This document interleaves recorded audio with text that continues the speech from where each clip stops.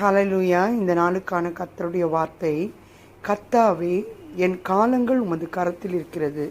சங்கீதம் 31:15. அமேன்.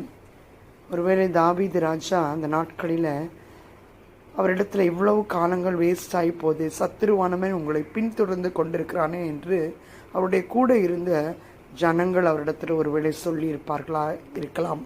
இந்த நாளில் கூட உங்கள் கூட இருக்கிறவங்க இவ்வளவு டைம் உன்னுடைய காலகட்டத்தில் வீணாய் போய்விட்டது, ஆசீர்வாதங்கள் குறைந்து விட்டது, உன்னுடைய தேவைகள் இன்னும் சந்திக்கப்படவில்லை, வியாதியோடு உன்னுடைய காலங்கள் கழிந்து விட்டது, தீமைகளோடு உன்னுடைய காலங்கள் கழிந்து விட்டது என்று கழிந்துவிட்ட காலங்களை குறித்து உங்களோடு நிந்தையாய் பேசி கொண்டிருப்பார்கள். ஆனால் இன்று கர்த்தர் உங்களுக்கு ஒரு பூஸ்டாக சொல்கிறது என்றால், உங்களுடைய காலங்கள் கர்த்தருடைய கரத்தில் இருக்கின்றது.